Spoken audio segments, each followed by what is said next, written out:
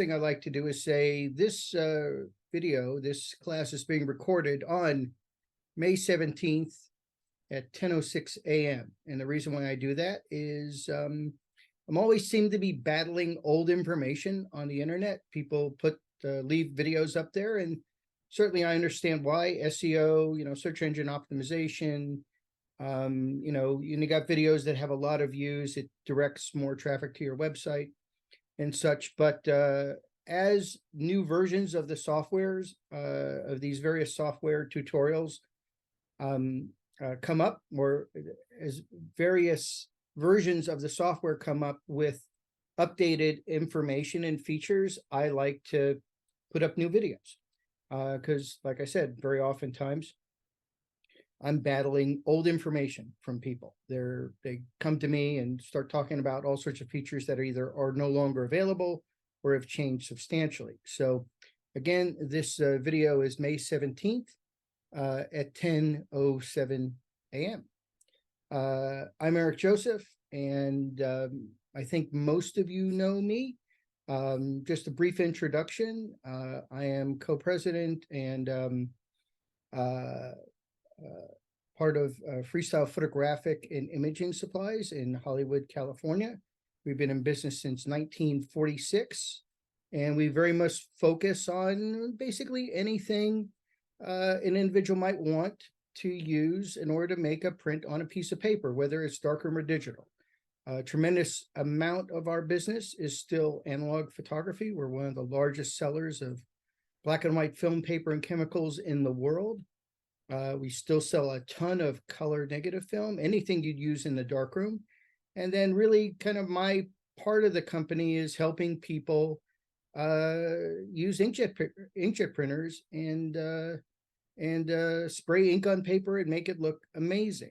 And I spend a lot of my time working with people from all over the world, helping them with their software and their hardware. And I am a beta tester for Canon, and I'm very close to Epson, and work with both companies to help continue to improve the product and find bugs in the software and fix it, and really operate as an interface between you and the various manufacturers, trying to make everybody better. I have devoted my career to this. In fact, yesterday I got a memory on Facebook. I usually don't like those memories, but occasionally an interesting one comes up, many of you know, I perform a seminar workshop called The World of Inkjet Paper, Their Print Matters. I do regularly for people all over the world inkjet paper psychotherapy sessions, helping people choose the right paper for their artwork, which is no simple task for most people, but I try to make it easy. And there is a picture of me doing my very first World of Inkjet Paper presentation for Santa Monica College 10 years ago yesterday. I can't believe it's been 10 years since I've been doing workshops and seminars. So that was kind of a milestone. So yes, I work for Freestyle. We do mail order all over the world. We also have a retail store in Hollywood, California. I will put my email address in the chat here. And yes, for those of you who've known me for a long time, it's a little different. We now have our freestylephoto.com domain. It was .biz for about 20 years because somebody else owned that domain. And we finally got a .com domain. So you can email me at etjoseph@freestylephoto.com if you need help. And our website address is www.freestylephoto.com now. So, okay, so let's start with the Canon Media Configuration Tool. I can't see all of you. Many of you have your video turned off. I'd like to know, though, how obviously you're in this class for the Canon Media Configuration Tool. This tool only works with Canon printers and the Canon image Prograph printers. So how many of you have 24-inch and larger printers? Kind of neat. So Erica, Evita, Sherry, you have a Pro 1000? I can't hear you. You got to unmute yourself. Sorry. Yes.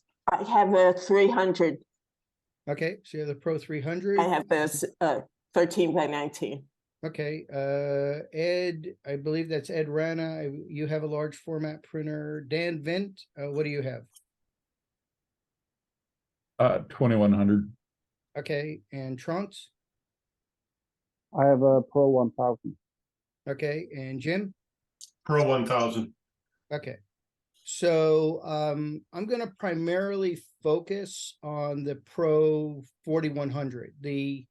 This program works a little, it's not a lot different, a little different on the Pro 1000 because the Pro 1000 doesn't have any built-in memory, right? The larger, the 24-inch, and certainly the Pro 300 as well. While you can still use it, it works just a little differently. If we have time, we can scoot on over to that. I obviously have a Pro 1000 back here. And then I've got an Epson SureColor P900 because I work with a lot of customers on that. And then you can see on my camera, wherever that is in your Hollywood, Hollywood Squares Zoom gallery here, I have a Canon Pro 4100. This program works best with the bigger printers because there's built-in memory in the printer. They have built-in hard drives. So you can have many, many more media type settings and such, but you will definitely get the gist of what's going on here. So I guess we should start off with a description of what the media configuration tool is. Back in the old days, basically all of your profiles, all your media settings resided on your computer and in your software. Now, because these printers have a built-in hard drive, there's a bit of a more kind of a relationship that goes back and forth between the printer and the software. So its primary use for me is to control my media files. I can name them, specifically the names of the paper that I'm using. And the files that it creates is called an AM1X file, which is a Canon proprietary format that combines a media type file and a profile together. Okay, so you get both. So when you choose the media type file and you have your profile setting in professional print and layout set to auto, the profile will automatically load, which saves time. And as we go through here, I'll show you why I really, really love this tool. So I am going to launch my web browser here to show you where to go. And yes, I am going to share my screen with you. Let's see, share screen, big green button. Okay, so I'm sharing my screen with you and you see kind of nothing there, right? So I'm gonna type in Canon USA support. This is where I go in order to download all Canon software. Okay, so I'm on the Canon support page. I'm gonna type in the name of my printer, which is Canon Pro 4100.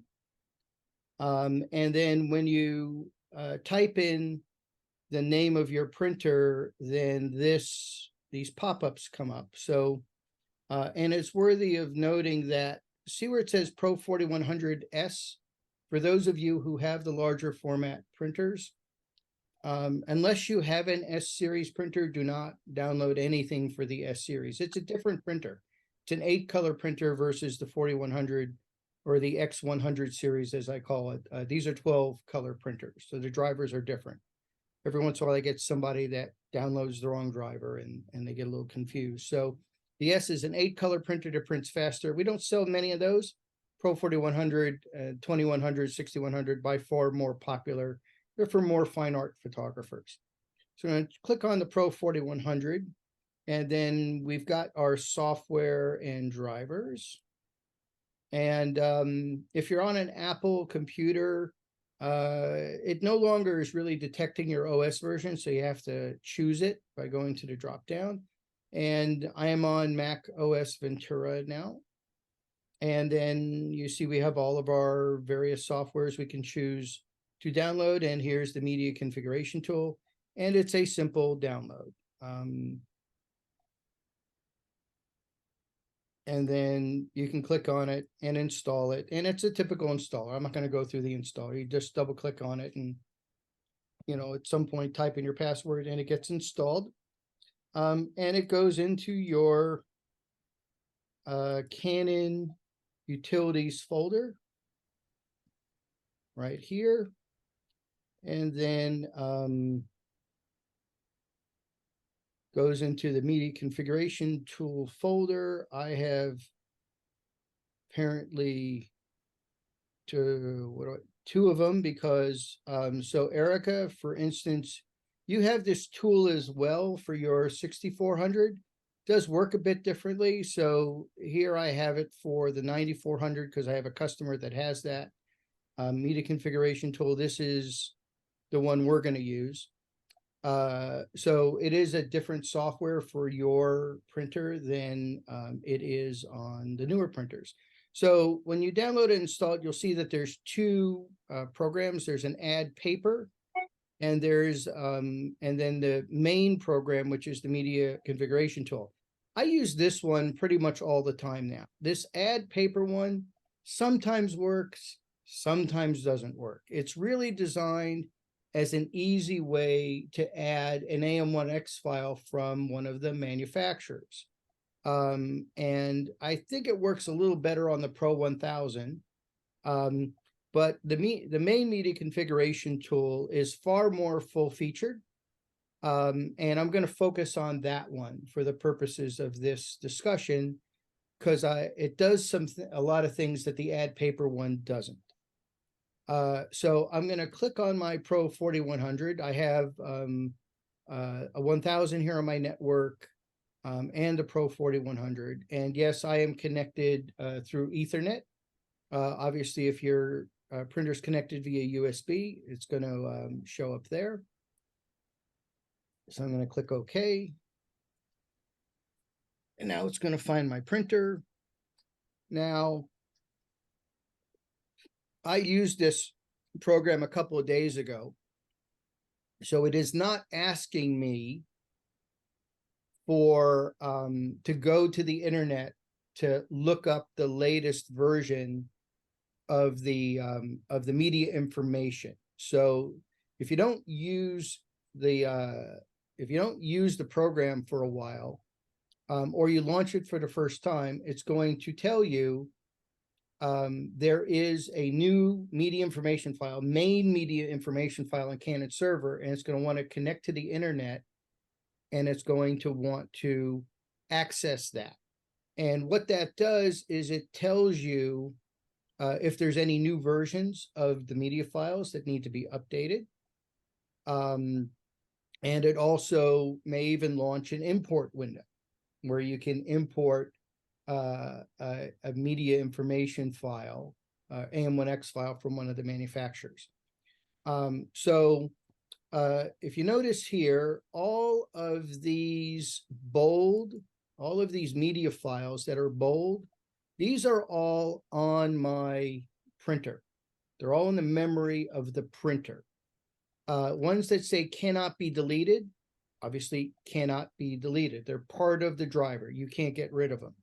One of the first things that I do on the 24-inch and larger printers, because they're pretty much loaded with about 50 or 70, depending on the vintage of your printer, they're loaded with a lot of media type settings you're not going to need or never going to use. So I like to limit them. So all of these lighter colored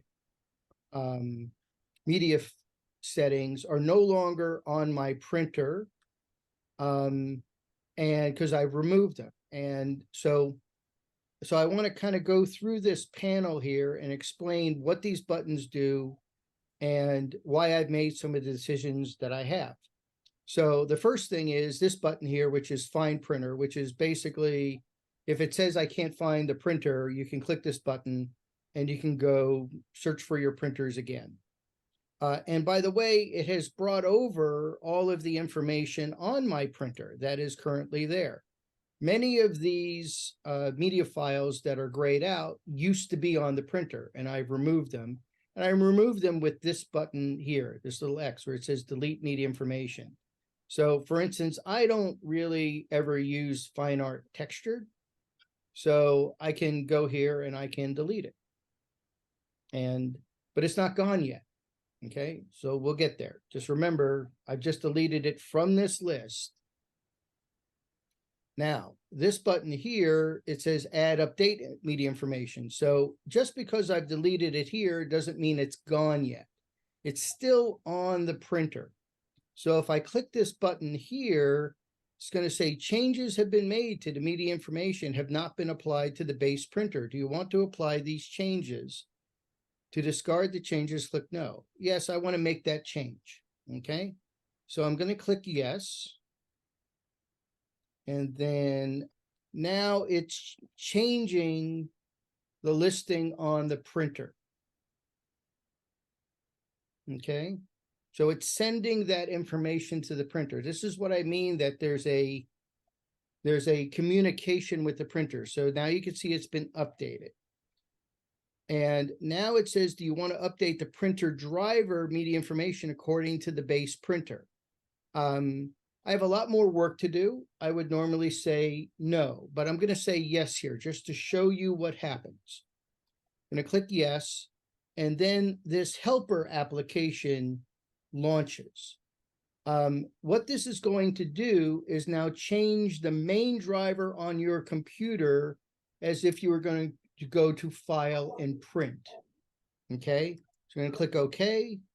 And then this is going to come up here, which you don't need right now. This is if you want to import another file from one of the manufacturers or another one that you might have saved. I'm just going to click cancel here.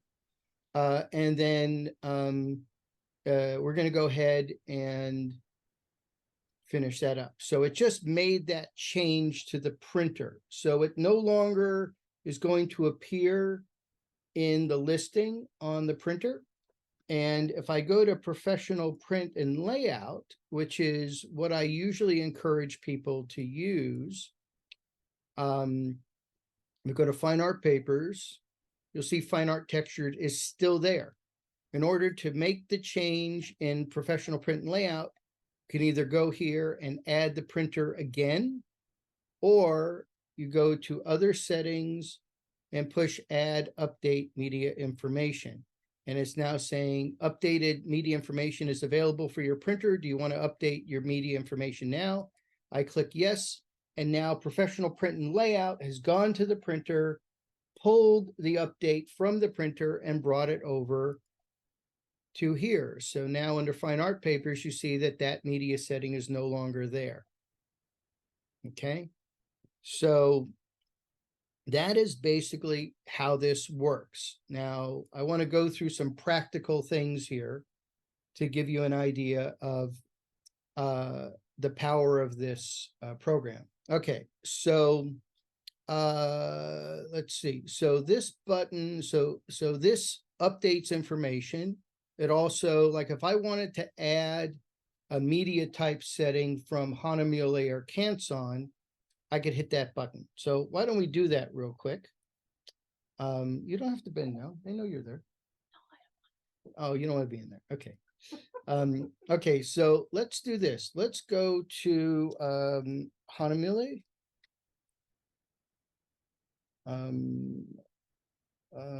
Hanamule.com. So this is also going to show you how to do this. So we're going to go to ICC Profile Download Center. And we're going to accept our cookies because everybody likes us to accept cookies. Go to Canon. And then I'm going to select my printer, Pro 4100. And then it doesn't really matter which one I use. I go to Glossy Fine Art. And we will use, okay, so here we are on Hanamula's ICC profile download page. Now, if you download just the profile, for instance, you click on a profile, you will see that in the folder that downloads, all you get is the profile. And you have PDF files here. So the PDF file, this one's English, this one's German, this one's Spanish, this one's French, this one's English. We're going to double click on the PDF file. These PDF files give you instructions as to what media setting to use for the profile that they have provided you. So this is a very, very important piece of information. Media settings or media type settings give the printer the mechanical instructions on how to spray the ink on the paper. And it's things like, am I using photo black or matte black? Where's the print head height? Where's the vacuum strength? Do you want it to automatically cut? We're gonna, the media type setting is a build of all of those mechanical instructions. Also includes how much ink to squirt on a paper. I'm going to show you in the media configuration tool where you can see where that information is. But if you just download the profile, you have to, actually I should move this over here because I have two screens, sorry. So it says the media type setting for that profile is Canon Premium Semi-Gloss Paper 280. If you just download and install the profile, you have to choose this media setting separately. Now, if you download the AM1X file for the same paper, and what did I do? I did Fine Art Varieta, right? If I do the AM1X file, this is a combination. You can't see it yet. This file is a combination of the media type setting and the profile. And when it gets installed, the profile gets loaded automatically into the profiles folder. And this file gets loaded onto the printer and then gets brought back to the software. So I'm going to take this file, I'm going to put it on my desktop, and I'm going to take a slight detour here. I'm going to go to my profiles folder, which is at Macintosh HD Library Color Sync Profiles. See that, the breadcrumbs there? So this is the profiles folder on the root directory. So if you were going to load a profile, this is where it would go.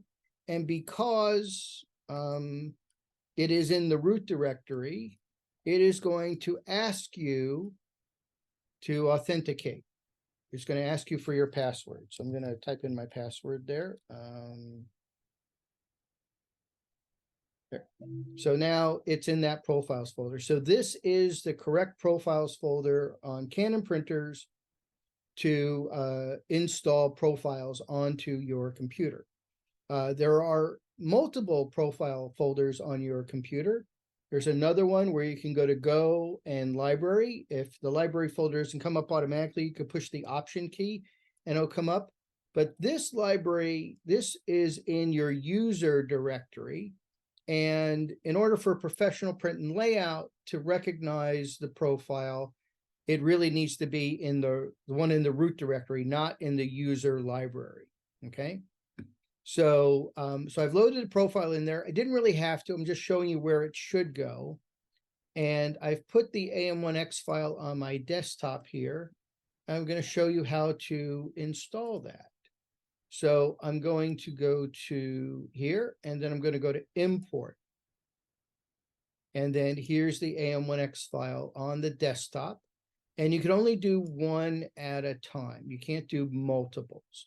So here it is. It's come up in this window, and I'm going to click the checkbox next to the AM1X file. And here, actually, if you click media information, you can see what's in this file. And this is a very fascinating area for me because prior to these types of programs, we've never been able to see what's in the media file. I mean, we've always, you know, we've seen them, but we're we've seen like a name. So like on an Epson printer, there's Epson Ultra Premium Photo Paper Luster. There's Velvet Fine Art. On Canon, there's Canon Photo Paper Pro Platinum. There's High Density Fine Art. What's in it? We've never been able to tell. Now we can see here that the name on the operation panel is HFA Fine Art Baryta. That's the operation panel is on the printer. The name in the printer driver, what's going to show up in professional print and layout is the same. We could name those two things different, although the name on the operation panel doesn't have as many characters available because it's an LCD screen. We're going to actually create a custom one from scratch in a little bit. And here you can see the base paper they used to make this AM1X file is Premium Semi-Gloss 280, just like it said in the PDF file. So this is when they're using this particular media type file, it's now saying that this paper core is 3 inches. They've taken the time to measure the outer diameter of the core. This helps in increasing accuracy for printing long prints, right? If you're doing like a 5 or 6 foot print, or even maybe a 4 foot print, and your prints are coming out a little short, it's because the media type setting, Premium Semi-Gloss 280, is again, just like profiles, and many of you have heard me talk about profiles in the past, they are generic, right? So this particular paper has a certain thickness to it. Now, if you're using something that's thicker or thinner, because of how the paper's tracking through the printer, it might come out a little short or a little long. So there's a procedure in this program as well that is called a paper feed adjustment, which they have not performed here, which I'm going to show you how to perform, which tightens up the accuracy of how the paper tracks through the printer, which increases accuracy for printing in terms of size of print and cutting. So another reason why this is a very, very valuable tool. Ink usage for this particular media type setting is standard.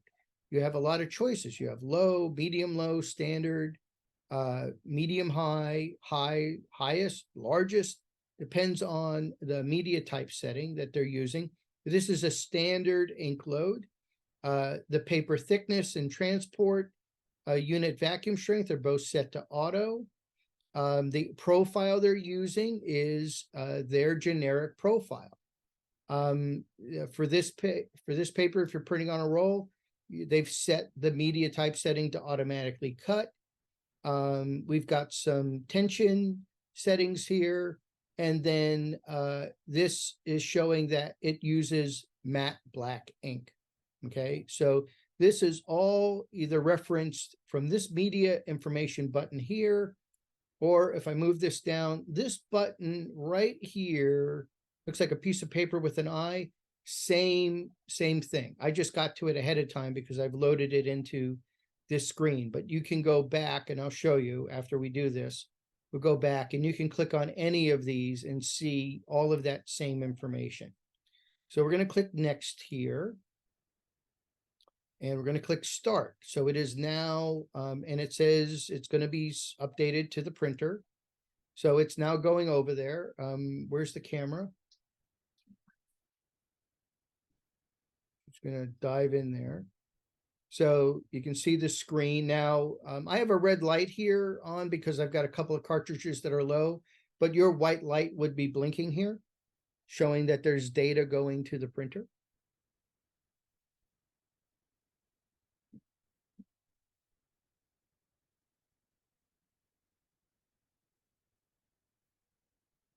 Let's see, since we're here, I'm going to check the chat.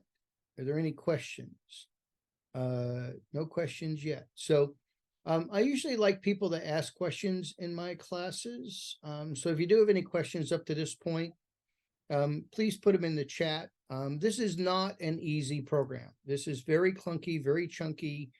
I have really applied myself to really try to understand it and as we move forward here, I'll show you some of the miraculous things about it that really have helped my workflow. So I'm going to click OK here because the printer is now updated. Now it's saying, do you want to update the driver? I'll say yes. And I'm going to click OK. And Janice, you can come back now.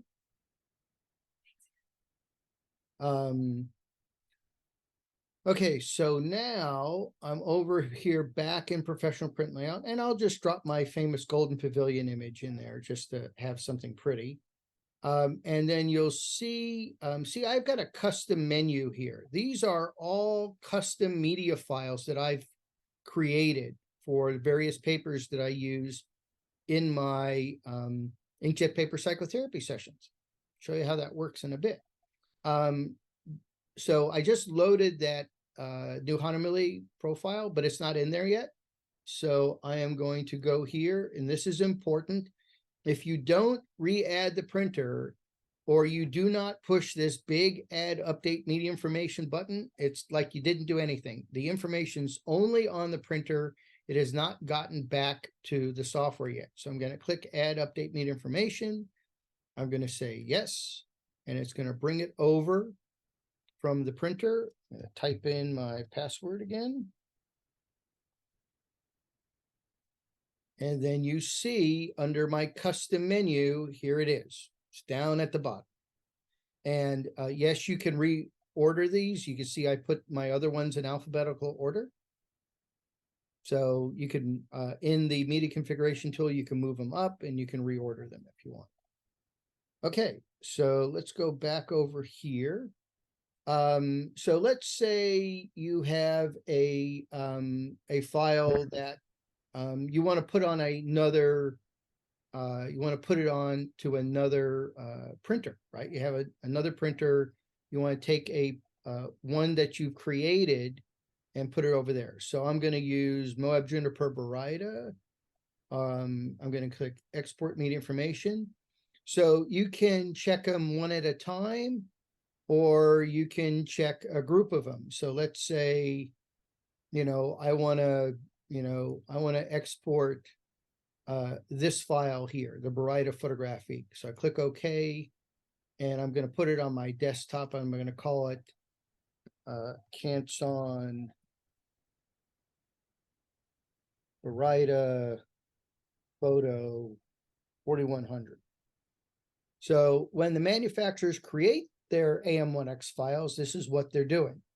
And here it is. It just popped up on my desktop. So they've created one, and now I can now put it on another printer. Let's say I want to do multiples. Yes, I can do multiples. I can click export media information, and then I can, let's say I want to take all my Moabs here, these 3 Moabs, and I click OK, and then I'm going to call this Moabs 4100. Click save.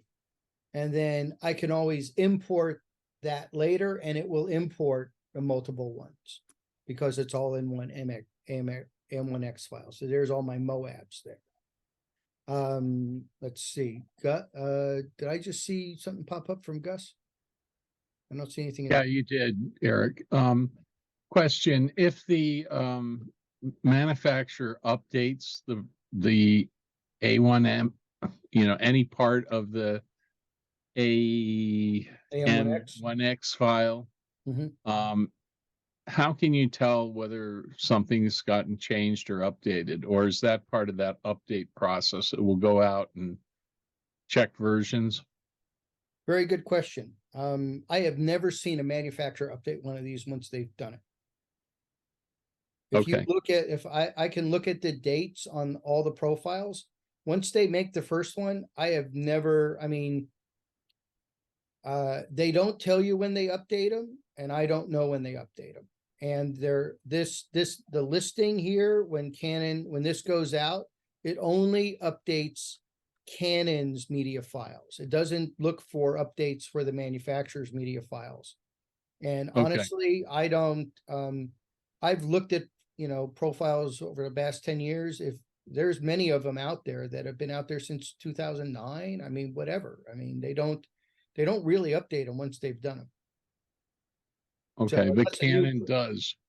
uh, Canon does will- mess with, occasionally, yeah, they will occasionally. okay, So, thanks. so if there is an update for the Canon ones, that's the only one that you can really go out and it will alert you in this program.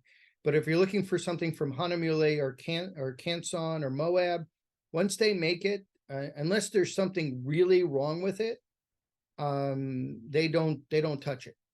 They don't touch it because again, profiles, all of this stuff, every printer's a little different. So they're giving you a generic baseline AM1X file and profile. It is totally in your best interest to do what I'm about to show you, which is create your own using a custom profile. Even these media files are generic. That's why I think Ed Rana is on here. He was having a lot of problems with Canvas and using a specific media file, and his prints were, Canvas prints were coming out short. So we ran this tool using the paper feed adjustment. All of his problems were solved. This tool really does solve a lot of problems. So, okay, so we've learned how to import, we've learned how to export. Now you can also do a backup, right? This here is a backup.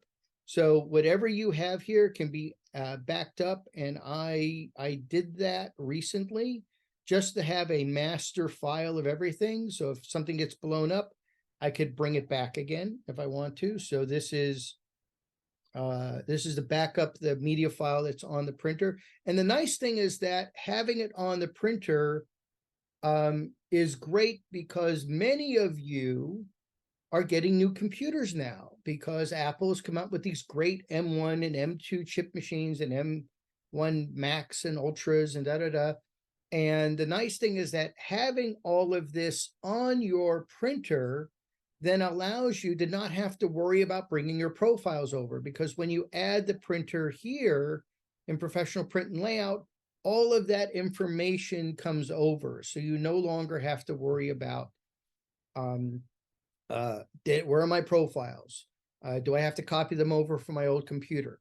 They get loaded in with Professional Print and Layout if you've got them on your printer. Okay, so this button here is you can then if you do have another printer and you want to copy it to a specific printer, you can do that here. This is where we're going to create a custom paper profile. Okay, this is what I do all the time, and this is, see all of these custom ones down here. These are all media files that I have created custom. Okay, these are, I'm going to go through this process with you now, and attached to all of these is a custom profile. So the end result here is I have Hanamule Photo Rag Baryta, okay, right here. And when I go down here to my color management, I click on auto, and I'm just hovering over there. See, it's loading my custom profile, right? I'm just hovering over it. It's automatically loading the custom profile associated with that media type setting, and I've called it the paper that it is. Now, if I go to HFA Fine Art Baryta, right? That's Hanamule's. I hover over there. It's going to load their generic profile, right? If I go back up here and go to my custom Hanamule Fine Art Baryta, and see, I've called it Han Fine Art Baryta. It's a much more recognizable name for me. And I go down here to auto, and it automatically loads my custom profile. All my custom profiles say EJ on them. Now, yes, you could go into your profile list and choose, if you're using their HFA profile, yeah, you could go here and go to Premium Semi-Gloss 2280 and go down here to auto and then choose their profile. As you can see, though, I have thousands of profiles. I'm doing demonstrations all the time. If I had to go through and choose, let's see, where is it? HFA Canon Pro. Here I am in a demo trying to find my profile, right?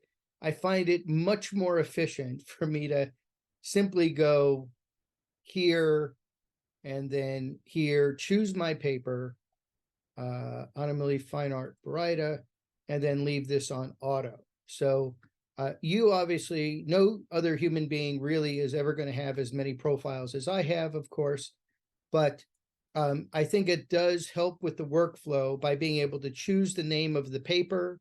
It's something that's recognizable to you and have the profile load automatically. Okay. So I see Erica taking notes. In your printer, because it's older, the best you can really do is you can create a custom media file that does in fact increase the accuracy of the length. There isn't really a way to attach the profile to it. That's gonna, when eventually, if and when you update to a newer Canon image Prograph printer, you'll be able to do that. Okay. Now, also, I do have a Pro 1000, and I did at one point create a profile for Photorag Metallic, Anamili Photorag Metallic. And you can see the Anamili Photorag Metallic profile automatically pop up there. So it does, we can do this on the Pro 1000 as well. So I'm going to go back to my Pro 4100. That's a little crazy there. So let's go to a something a bit more. So this is the just so that you know, this is presets that I've made that I can go back to. Yep. Let's go rotate. And go to image size, bring that. Oh, that's a big file. So what's happened there? I get that every now and then, that sometimes it gets messed up like you've just done here, and it doesn't automatically size and do what it normally does. So I generally get rid of this slot, right? That slot, that red area is called a slot. And I don't know why they call it a slot. You know, it's probably a bad translation from Japanese. This file is 10 by 15 inches. So I dropped it in there and it's going in there at 100%. If there's a slot in there, it's going to go into the slot, right? So right now I'm on a cut sheet, right? When I do my inkjet paper psychotherapy sessions, this is kind of my baseline storage setting, 8.5 by 11, cut sheet, and no slot. So I drag and drop the image in there, and now it's in there rotated, right? So I'm now going to control it. I'm going to rotate it to the right, and then I'm going to go down to my slot size, and instead of 10 by 15, because this is 8.5 by 11, I'm going to go and make this 9.4 inches on the long, on the width, right? On the longest side. So now it's in there and nothing's going to get it caught off, because on these new image Prograph printers, there's 3/4 of an inch at the bottom that you can't print on. So I know that at 9.4 inches, I am at the biggest that I can print on a 8.5 by 11 paper and not get anything cut off. I tell everybody, these printers, all printers are big, dumb toasters. They don't know anything. You have to tell them everything. So if my image size was 9.4 inches, I wouldn't have had to resize it, right? So it didn't get messed up. It just didn't have a slot in there, right? That's all. So you purposely got rid of the slot, which is what caused it to go large. Yeah, so usually, well, it didn't go large. It went in there at 100%, right? So if I change, I'm going to get rid of slot again, and I'm going to make this paper size now. Let's make it 11 by 17, right? And then I'm gonna take my image, because this is a 10 by 15 image. I'm gonna go in there. And it went in there vertically or rotated 90 degrees, right? Because that's, did it. And then just gonna rotate it. So it's in there now at 100%, right? It's 15 by 10, 15 by 10. So when I get, usually how I use professional print and layout, I get rid of slot. I just want to get it in there at 100%, and then I'll resize it if I have to.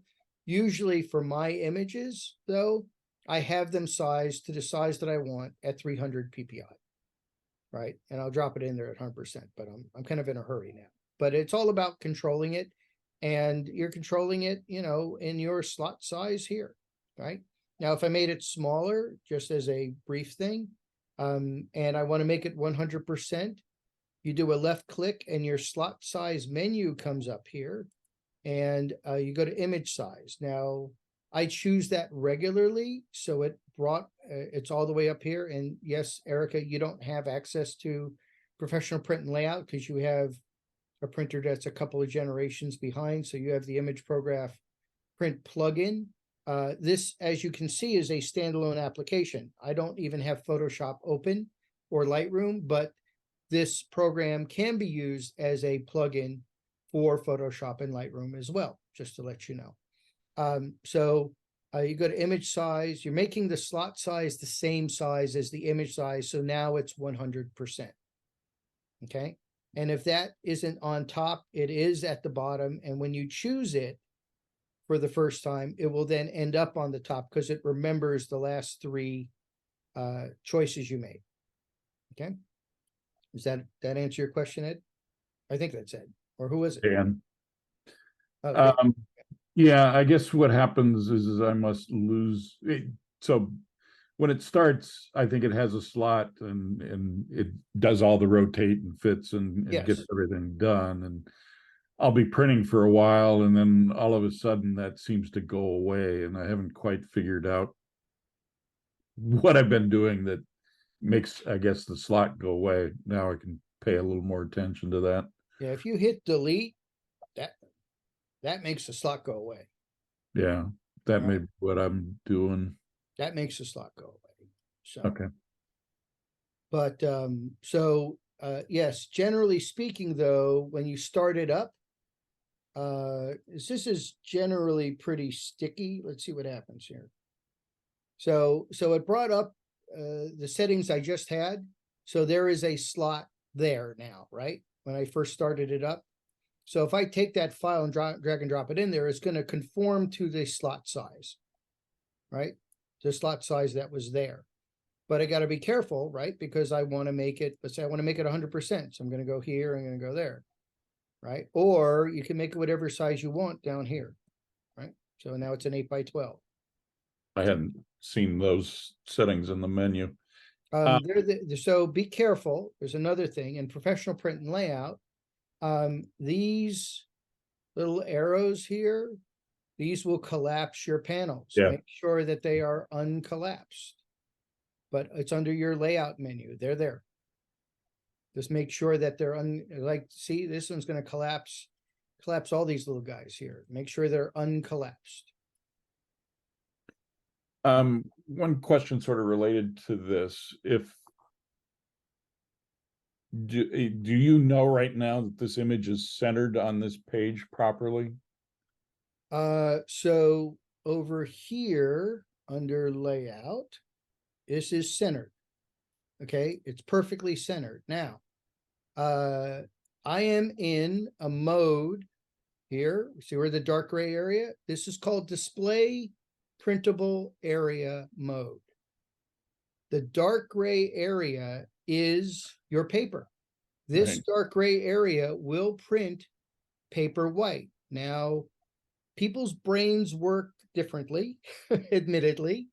And so if you do not want to see it in this type of view, you can go here to other settings, custom settings, click off display printable area. And now, see, this is perfectly centered. Nothing changed. Absolutely nothing changed, except how it's being previewed in the program. Now, when I get out to the non-printable area, see, it gets lighter. So it still does show you Yeah. where you can't print. I just happen to like and have gotten used to this other mode because it tells me exactly and quite clearly where I can't print. You just got to remember it's centered. It's totally centered. And if you really want to verify it, over here in your layout mode, see where it says image slot position versus the size. So that's the size of the slot. This is the position from top and from left. If you go here to image slot position margin, you'll see margin is exactly centered, right? These are your margin numbers here. Okay. It's exactly centered. So there's two ways of looking at it. Okay. I've been looking for a grid line or a ruler. I view. have two. I have suggested it. It is on my list of things for them to add to the program. I want rulers. I want snap to guys. There's all sorts of things that I want. They're working on it. Cool. It's as with all programs, they are a work in progress. So, okay, so we're going to go back to the media configuration tool. So now what I want to do is I want to show you how to create a custom media file from scratch. Okay, so we're going to click this button, which is create custom paper. And it's now going to bring up a list of the media files that are available to you to create a custom media file. So these are all obviously Canon papers. If it says creatable, you can use it. If it's is not creatable, you can't use it. We are going, because I've been waiting for this class, we're going to create a custom media file for a brand new paper called Moab Entrada Rag Natural Cold Press. This is a brand new paper. We don't get papers often, new papers often. This is a really interesting new paper. It actually it has a lot of texture. It's a cold press paper, so the texture kind of goes into it. It's natural. It's not a bright white paper.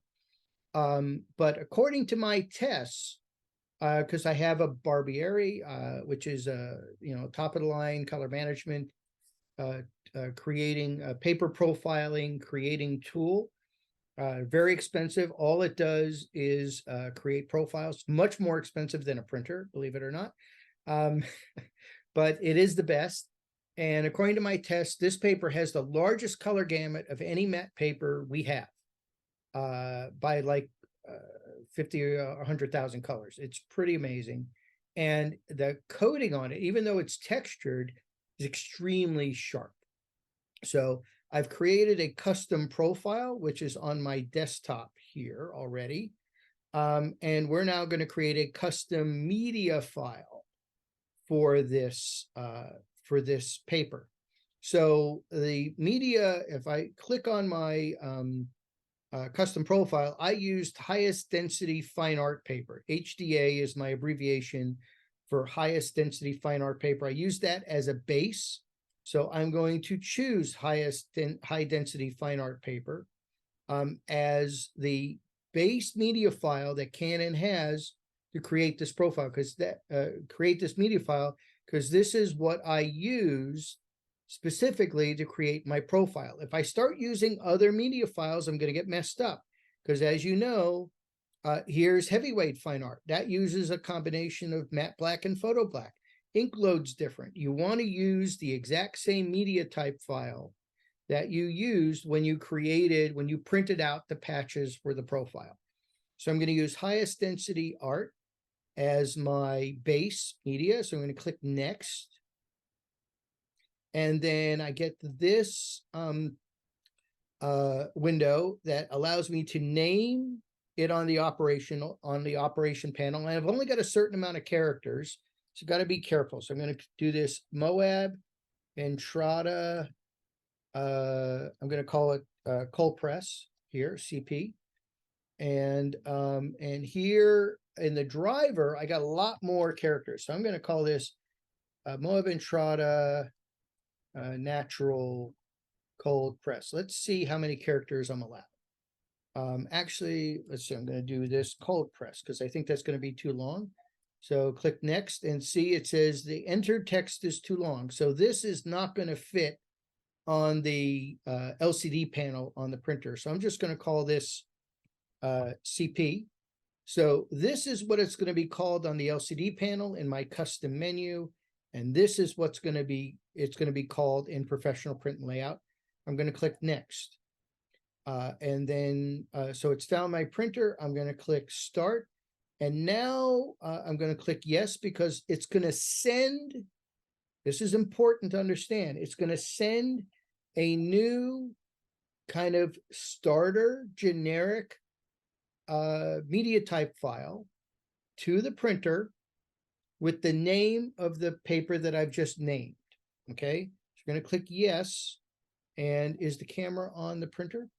So you can see now it's sending that file to the printer.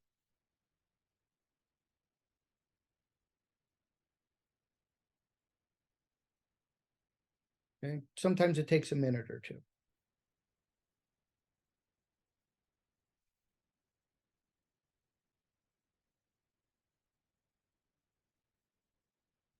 Do do do do do do do do do do do do do do do do. There we go.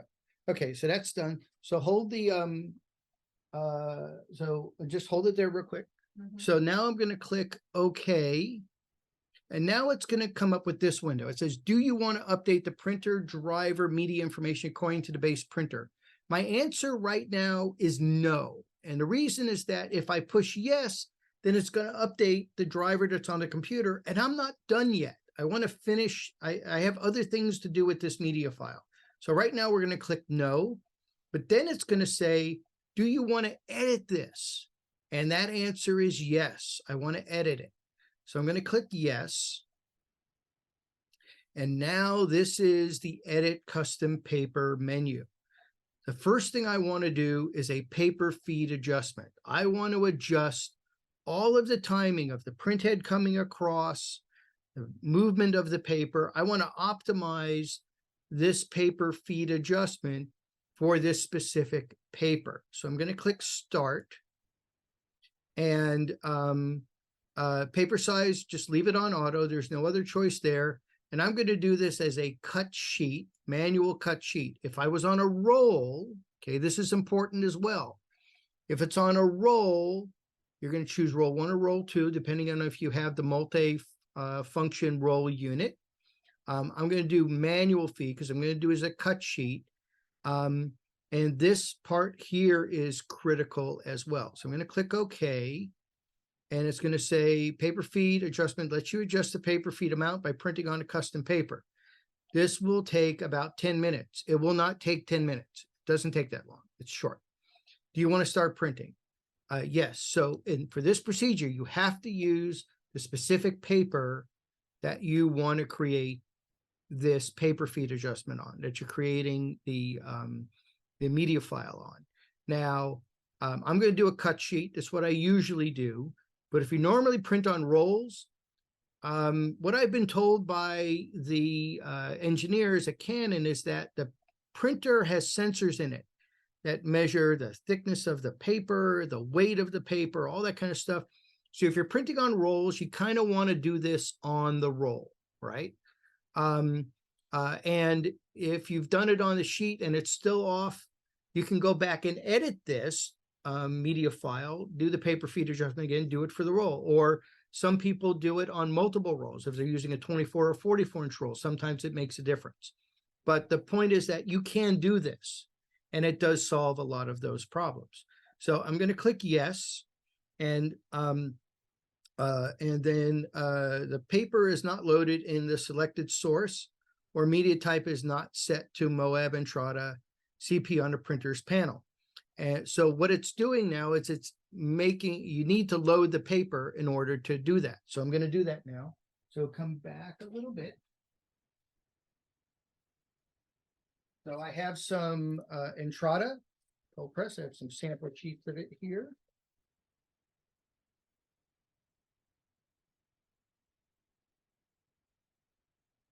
And so, so generally speaking, here I am.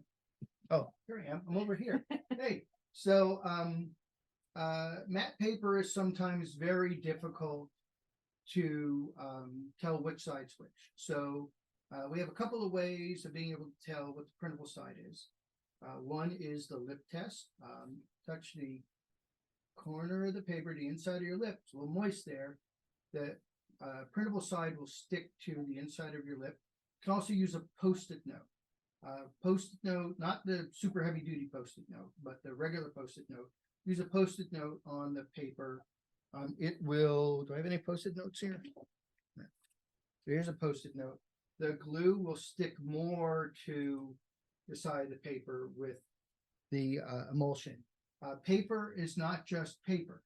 It actually has stuff on it that attracts the ink. All the chemicals that are in the ink holds it onto the paper.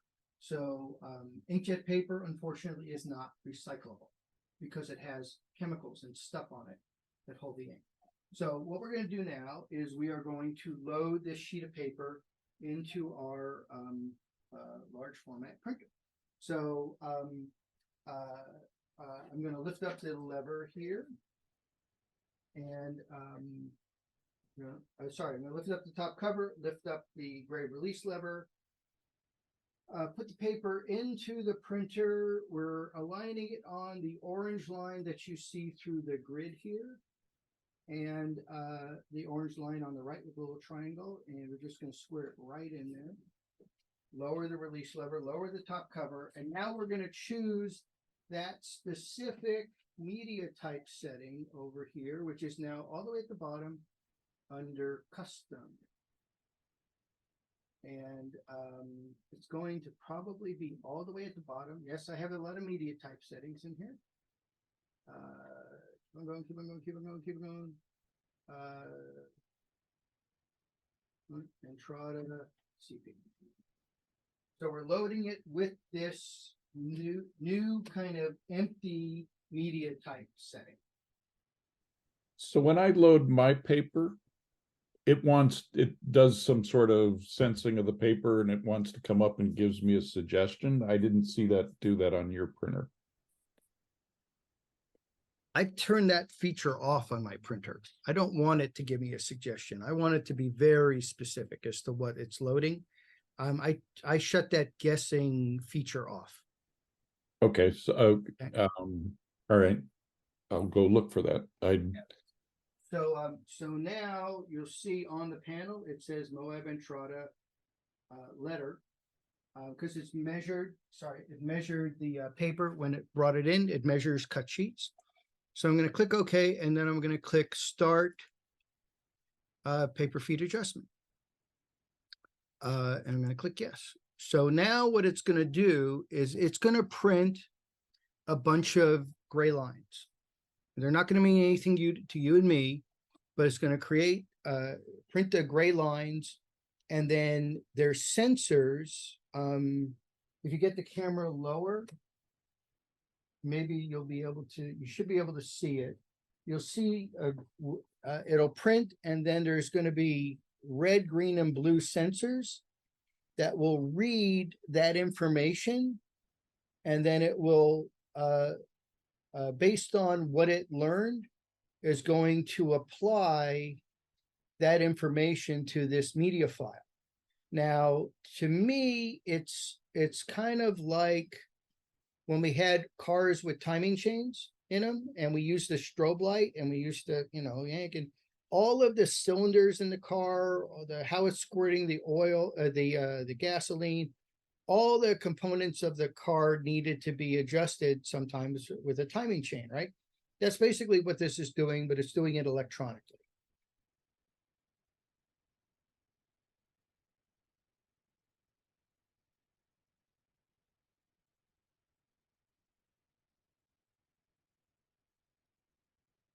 And look at that, piece of paper's coming out. Look at that. Yay. So on roll paper, you do the same thing. You make sure that the media type setting is in fact the same as the media typesetting that you're creating on the roll paper that you're using. So this is now finished. We're gonna take this out. So this is what it looks like on a sheet of paper. And like I said, it doesn't really mean much to you and me, but the printer has figured out what it needs to know. We're going to click OK. So now, yeah, you can put that down now. Thank you. So now we have these tabs and we can start making some choices here if we wish to. I don't generally make that many changes to the base setting unless I know I'm having issues, right? So drying time, I'm going to leave off. Most people like the printer to automatically cut.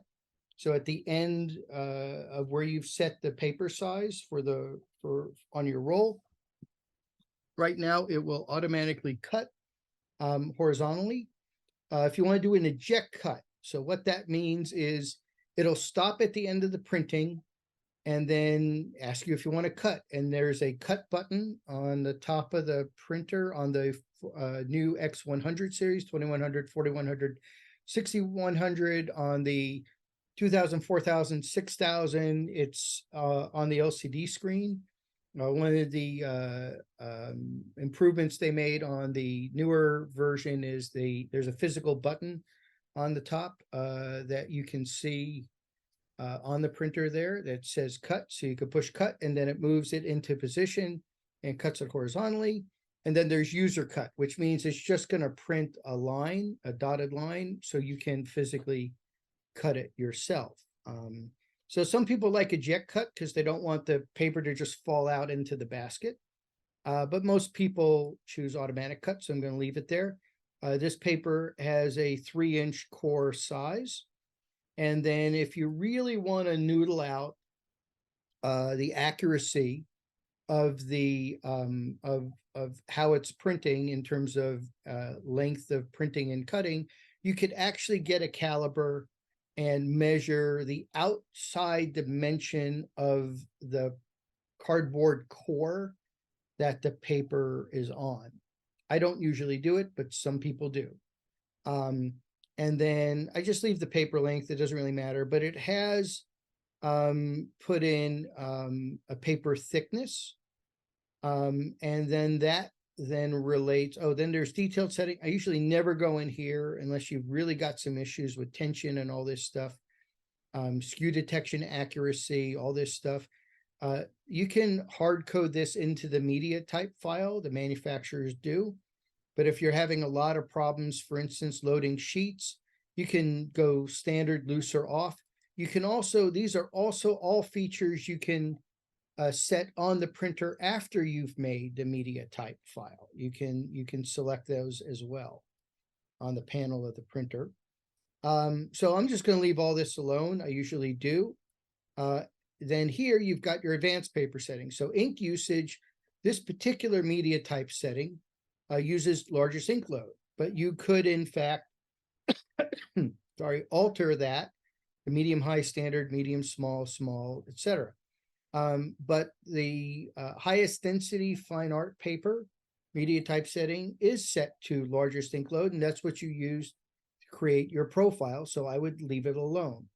Now, if you're printing on like really thin paper, thin matte paper, you might want to use a different media type setting like heavyweight fine art paper. Or you could, in fact, create a new media file and back off the ink load in this area here. But I'm going to leave it alone. If you do test print, this would, in fact, print a standard Canon test print pattern, which has got a lot of colors and letters, and allow you to use a loop and see where the ink load is on the paper and choose the best one. Honestly, I've run it and I've used the loop and I can't see a difference between any of the ink loads. So I generally don't do that. And then here you can either set the paper thickness, the head height, the distance from the head to the paper as auto. There's a sensor that automatically set it. I usually do that unless I am in a particularly humid area and I know my paper or canvas is expanding, and I might hard code it in here and make it medium, high, or high. if you're and the way I would know is that I would be getting scraping of the print head against the surface of the paper or canvas. That's when you know the print head height is too low and the printer hasn't properly detected the distance from the paper to where the head's supposed to be. You want the head as low as possible for the sharpest possible image without scraping the paper. If you set it too high, it could affect some print quality, although I haven't noticed any significant degradation in print quality putting it on high. So I generally leave it on auto unless I have issues. And yes, you can go into your media type setting. Once your paper's loaded, go to advanced settings and change it. You can increase the head height on the printer as well, on the LCD panel. And then there's also vacuum strength. This is the vacuum in the printer that holds the paper down. Some of you have contacted me and said, it just made a really weird noise, like there's a ghost in the machine. It kind of sounds like this. That is a totally normal noise. It's maybe a little higher pitch than that. That is the compressor in the machine, filling itself up again so that it holds the paper down with the vacuum. The higher you make the vacuum strength, of course, the more often the compressor is going to need to make that noise in order to suck in more air. So we'll leave it on auto for now. Calibration target. This is a very controversial tab. I never use this. There are some people out on the internet who have said, oh, this is how you make a custom profile for the printer. That is not how you make a custom profile for the printer.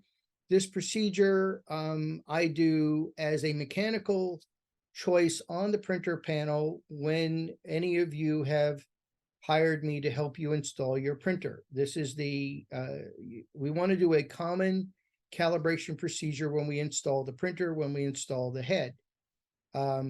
Doing it here, I've had some customers where we fine-tuned for black and white and gotten rid of some color casts, but in general, I would never run the calibration target here because I've already created my profile using the common calibration procedure, and this adds another level of complexity.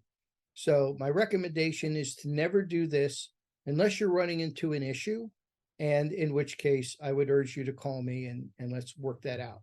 But do not ever run the calibration target here from this program.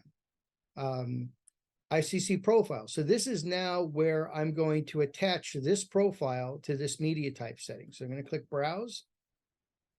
And here's my profile. And now I'm going to click update. So it's now going to take all of that information that we just created, that we just gave it. We're going to send it over to the printer. So there it goes. So on the LCD panel now, it is updating our new media file.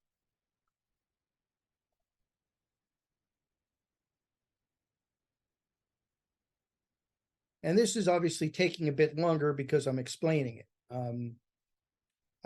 And you really only have to do it once, unless, of course, you start developing problems with length, and then you might have to update it. But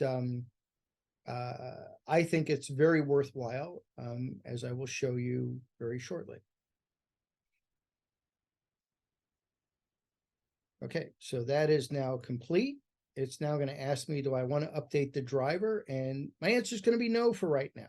Okay, and the reason is this. I'm going to click no. And it says, do you want to update the custom paper information as a file? So if I click yes, it's going to save it as a file on my desktop, and then you can load it onto another printer if you want. And there it is. I usually click no, though, because I can always get it back later. I don't necessarily need to keep these things, on my desktop. So now it's down here, and I want to move it up, right? It's all the way at the bottom here, because the reason why I click no is because I want to put it somewhere else. So I'm going to put it up there, kind of in alphabetical order. And then I'm gonna get rid of that one, right? I don't need that one anymore. I'm gonna get rid of that one. And as you can see over here, nothing's happened yet, right? Nothing has happened. I haven't added that other one yet. I haven't taken that one out yet. So now I'm going to add save media information or add update media information. So this is now going to send the changes I just made here to the printer. I don't think they need to see that again. It's just telling it it's updating. They've seen that a million times now. Dennis is like, where do I go? What do I do? See, I'm a very bad director. Okay, so that is complete. And now I'm going to update the driver. So this is again the file print command.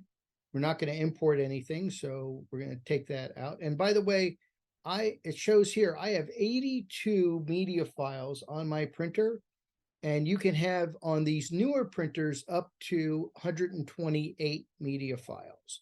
The 2000, 4000, 6000, the prior version, I think you're only able to have 65. So that's a really nice improvement. They gave you a lot more media files that you can load on here. So I'm going to click cancel there. I'm going to click OK there. And now I'm going to go back over here and I'm going to do other settings, add update media information, click yes. And it's going to bring that over from the printer into professional print and layout. And now you can see that one at the bottom is gone, and I've added the Moab cold press, natural cold press. Well, I already had one in there, so the new one is in there as well. That's why I have two. Okay, so let's see what else. So that is that's complete. That is your new custom media file that's loaded. So here, this is the information button, right? I showed you that earlier. So you can see that my custom profile on this particular paper, this is Canson Infinity printmaking rag, using highest density art paper feed adjustment complete, right?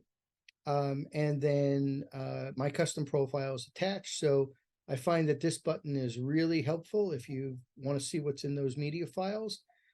You can also, instead of just clicking and dragging the files like I did before to reorder them, you can push these buttons, which moves it up or moves it down. Once the media file is named, you can click over here and rename it if you made a mistake. And then, of course, this button allows you to delete the media information file. Okay. That was a lot. We did it. Now, this is what I love about this program.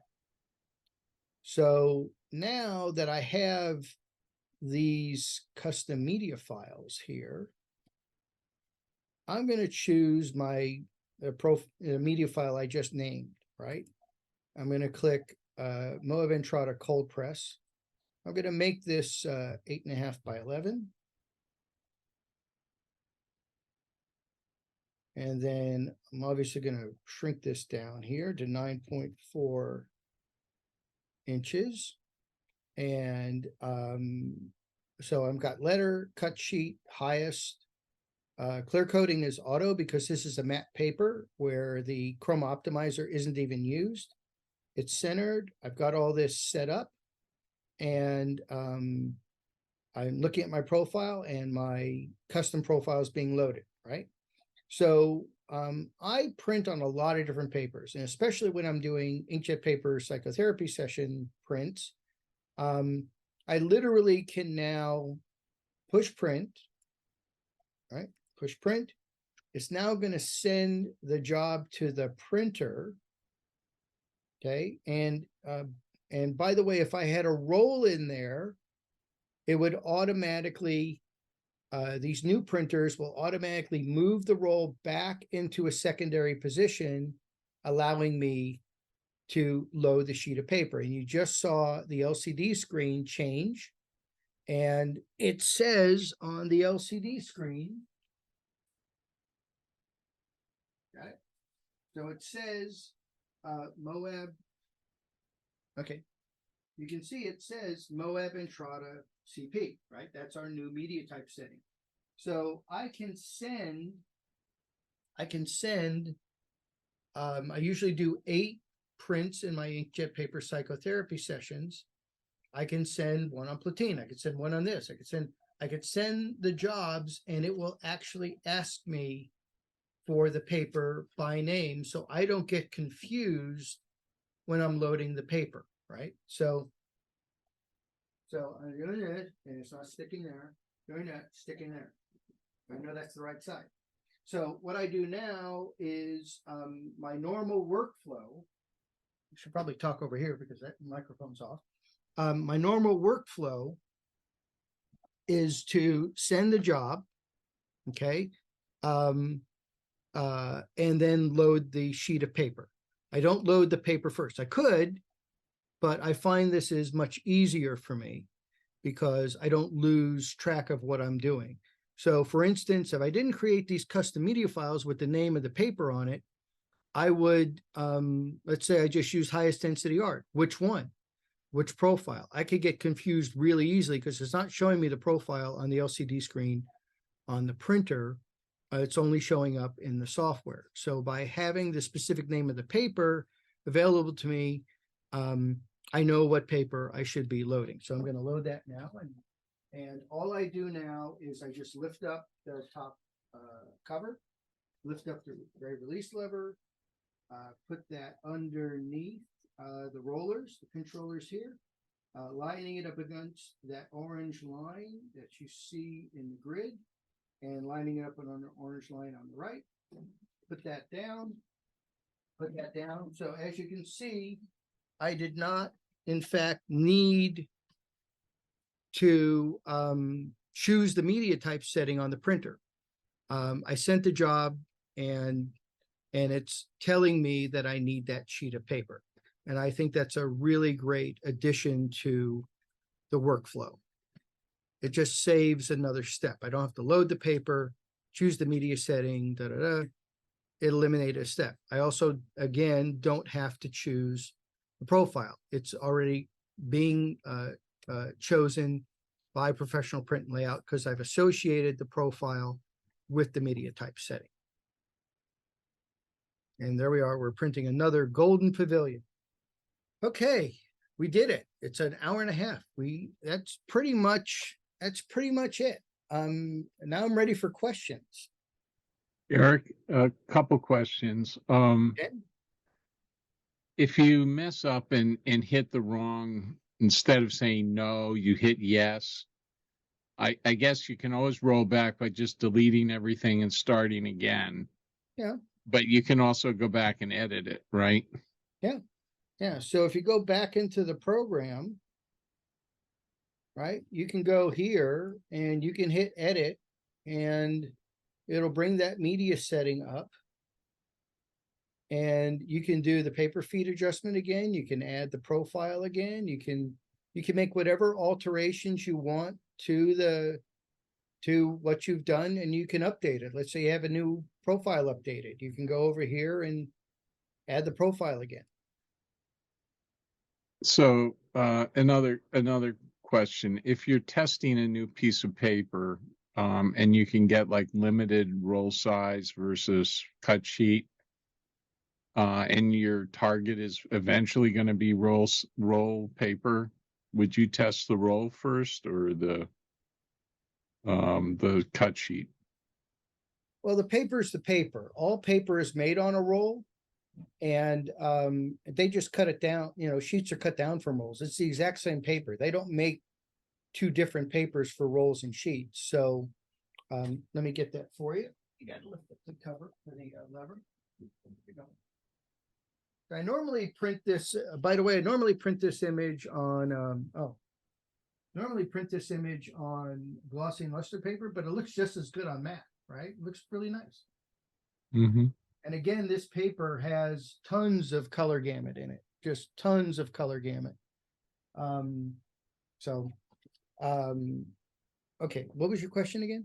I lost track of you there for a second. I was just, I think you Oh, so answered yeah, that cut one. sheet versus roll. Versus roll. So it doesn't matter. It's whatever's convenient. It's whatever's Okay. And then, in terms of base papers, I remember you always have a rule of thumb. Maybe it's worth reminding people about that for various types of paper. I'm gonna stop sharing there real quick so we can all kind of see each other. You guys could turn on your cameras if you want, so we can all kind of see each other here and have kind of a bit of a conversation. So what do you mean by base papers? Well, typically for matte, you use like heavyweight fine art, premium luster for, I'm just saying, it might be useful to mention that. Oh, absolutely. So, so when you're printing out patches for us to create profiles, in general, the first rule of thumb is if you're going to use a manufacturer's profile, either load their AM1X file, or look at their website and see what the recommended media type setting is for that paper. You want to use whatever they use to create their profile. So if it's Pro Platinum, use that. If it's Premium Semi-Gloss 2280, use that. Now for me, done a lot of testing, and I've really kind of settled that for all resin-coated glossy luster papers, for fine art glossy or semi-gloss fine art papers, I have pretty much standardized for Canon photo paper Pro Platinum. I've done a lot of testing with various, printing out patches at various settings. And I found Pro Platinum is, for me, the best overall to use as a base. Now, some of the manufacturers like Hahnemühle are starting to use a new media typesetting, came out a few years ago, called Barita. And I find that media setting to be problematic, especially on a Pro 1000, because it forces you to print out of the manual feed tray in the back. And I find that the color really gets oversaturated with that media type setting. I'm not sure what's in it, but it looks really kind of odd to me. But some of the manufacturers have kind of standardized for that one. I still think Pro Platinum is better. So that's the one I use the most for all glossy and luster resin coated paper and all fine art glossy and luster papers. Now for matte, I use highest density fine art for all of the really heavyweight fine art matte papers. When you start getting to the lighter weight matte papers, heavyweight fine art is a better option because it has a lower ink load. If you're using the Japanese washi papers from Awagami, then the thinner papers, I definitely use heavyweight fine art. If you're using the heavier papers, highest density art paper. And you'll notice a difference just in the way the paper reacts, because on a thinner paper, if you're using highest density art paper or highest density fine art paper as your media type setting, has a very high, it's your largest ink load, and the thinner papers will ripple. And that's because you're squirting too much ink on the paper. So heavyweight fine art paper is, to me, more appropriate for the lighter weight matte papers. Now on a Canon Pro 1000, if you choose highest density art paper, that then is going to force you to feed from the manual tray in the back. And that is inconvenient for some people. So they will use heavyweight fine art paper so that they can have the convenience of printing in the top feed tray. Also, some people that are printing on postcards.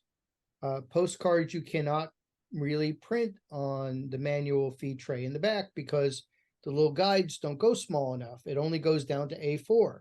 So they will switch to heavyweight fine art in order to allow them to feed in the top. So on the larger printers, 24-inch and larger printers, everything feeds in the same spot. But on the Pro 1000, you have the manual feed tray in the back, you've got the top feed, and the choice of media type setting will force you to feed sometimes from the manual feed tray in the back, and it's kind of it's kind of inconvenient. But you got to do what you got to do. Sometimes you just got to, lower that media type setting to something else.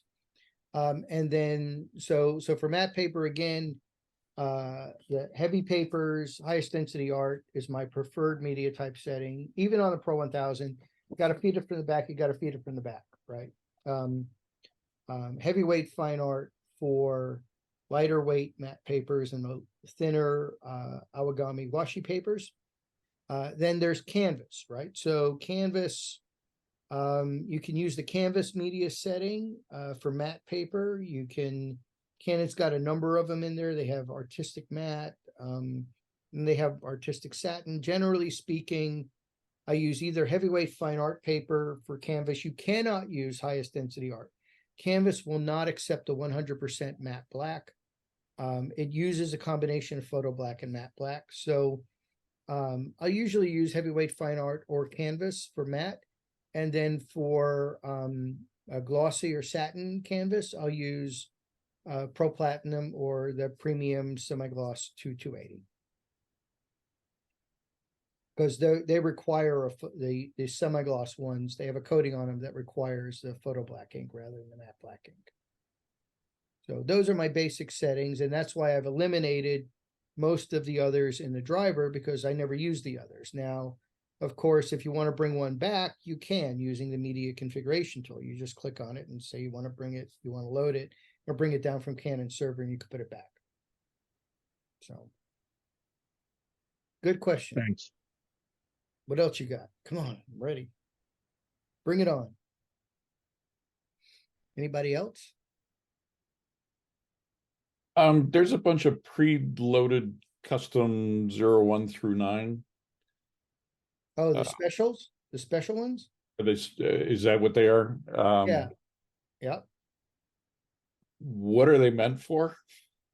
That's a really good question. So those are experimental settings. I'm going to share my screen again.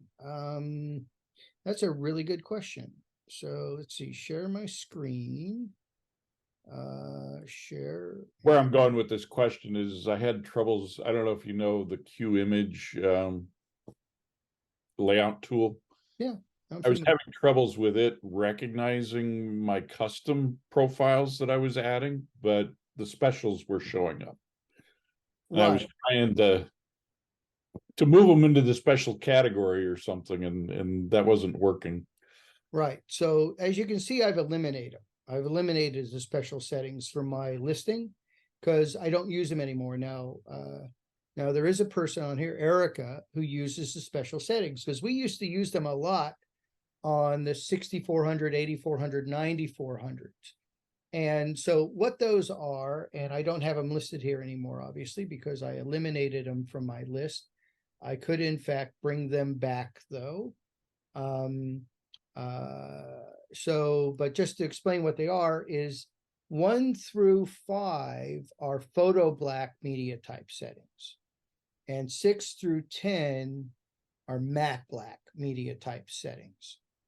And each number is, I think, 18% or 12% more ink than the previous one. So in the older printers, we used to use special 5 because that was that said photo black largest ink load.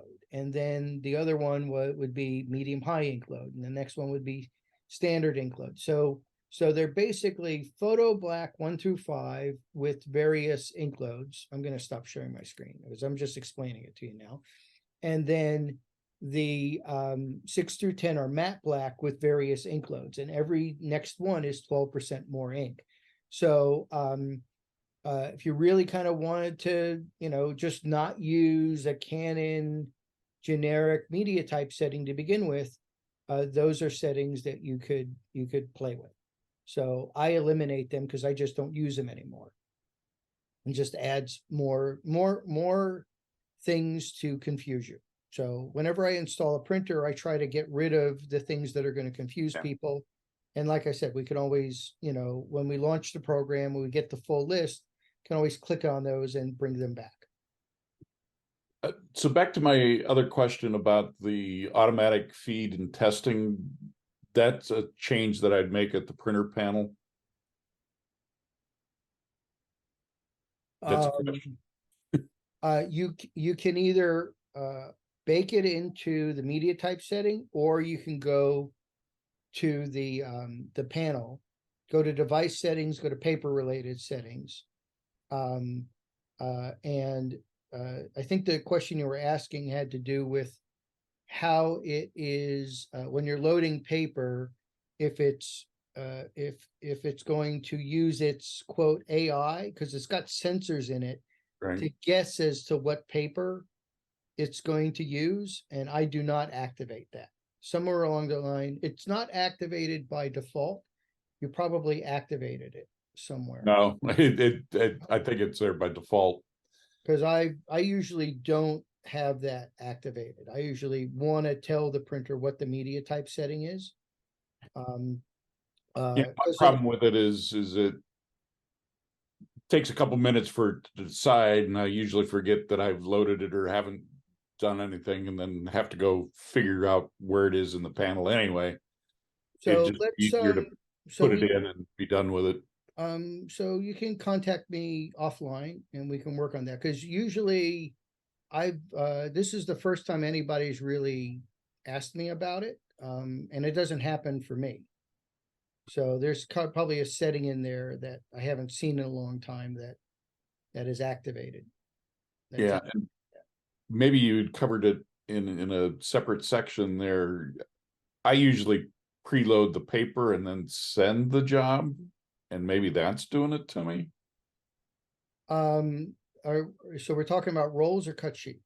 Been playing with cut sheets. So with cut sheet, yes, I send the job first in professional print and layout. I always do it now. Send the job first, and then it's going to ask me for the paper based on the job that I've sent. If you load the paper first, it then will say you need to choose a media type setting. Now, the first three that come up on the panel will be the last three that you chose. Right. Right? That always happens. But what I do now is I send the job with the specific media type setting that I'm using, and then it goes and it says, hey, I'm looking for a Pro Platinum, I'm looking for a highest density art. Or if you're creating these custom media type settings, it's asking you for the specific paper you're looking for. I think that's probably why you're not seeing it, or yeah. don't see it. Is the order of events. Yeah. So my suggestion and how I teach people how to use these newer printers, it doesn't really work on Erica's printer. You still have to push. There's a whole rigmarole. They really improved the paper feeding mechanism on these newer printers. And the order in which you do things, you don't have to push a lot of buttons just to even get the paper in there. So I send the job in professional print and layout, and then have the printer ask me for that specific paper, and eliminates all that extra stuff in the beginning. Okay. Yes, it'll make your life a lot easier, and as long as you remember to do that, you're going to be a happy guy. Cool. All right. Okay. What else we got? Anything? Is there any- I've never gotten done on time. Look, it's 11:46. Jeez. Is there anything else specific to the Pro 1000 you haven't already mentioned? So you can't create a custom media file using Pro Platinum, which is interesting to me. It limits your choices as to which media type settings you can use when you're creating an AM1X file. So, and also generally when I have customers that are using Pro 1000s, they don't have as many papers as I do, right? I mean, I literally have hundreds of papers. I've chosen maybe the top 50 that I use regularly. for my inkjet paper psychotherapy sessions to make my life easier. So the people that I work with mostly on this media configuration tool are people that are printing rolls that are having issues with prints coming out too short, and they have a lot of different papers, maybe 4, 5, 6, a dozen, maybe 20, right? So on the Pro 1000, most people are using 1 or 2 papers, so it isn't nearly as big a deal. But it is helpful if, to me, if you are downloading the AM1X files from the manufacturers, to be able to load them on the printer and go through this process, because it does help in terms of not having to remember what the media type setting is and the profile, right? You also have fewer potential files that you can load on the printer because it doesn't have as much memory, right? So it is a bit more limiting, but that printer, it's more of a prosumer printer than it is the larger printers, which are more of a commercial piece of equipment. So it does have more flexibility, but the other thing is the manufacturers are using that, like I said, that Barita media type setting for their AM1X files, and that's going to force you to feed the paper from the manual feed tray in the back, and that means you send the job, and then there's a little on the LCD screen, there's a alert that says, oh, you're feeding paper to the manual feed tray, push OK, right? So there's an extra step in there, and if you don't remember to push the button, you're sitting there going, why is my print not coming out? Because you didn't push the button. Again, one of the things I've asked them to eliminate. I'm like, why do you do that? Right? So I think it's just an alert to remind you that you've got to feed the paper in the back, right? So yeah. So it's just a little bit more limiting, but it's still effective. And I happen to like these AM1X files because one of the most common questions I get from people is, what media type setting do I use? Right. And it's hard to remember. A lot of this is hard. I wish printing was easier, but there's a balance between the engineers wanting to provide people with every tool that everybody wants, and then limiting it to what people need. And as they get more and more feedback, they add more and more features. It's just the evolution of software. I mean, look how complicated Photoshop and Lightroom have gotten. And it's because people keep on asking for more and more stuff, but normal people are like, why are you giving me all this stuff? It's just confusing me. And then they change it. You get used to doing it a certain way, and then they eliminate your automated, the buttons that you would normally use. Every time it changes, they change like the entire way that you've got to use it. And so it's just technology moving forward. So, any other questions? Yes, I see under media type only plain papers, photo papers. I do not see custom section at all. Probably because I didn't create any one. So how to find or how to create first and to get this custom? So, so your custom menu comes up when you create a custom media file. Or if you're going to load one from a manufacturer. So you got plain paper, fine art papers, photo papers. Those are the ones it starts off with. Yes. You're not going to get a custom one until you create the custom one. Okay. Right? Then that will come up. So, so you're not going to see it until you actually make one. Okay.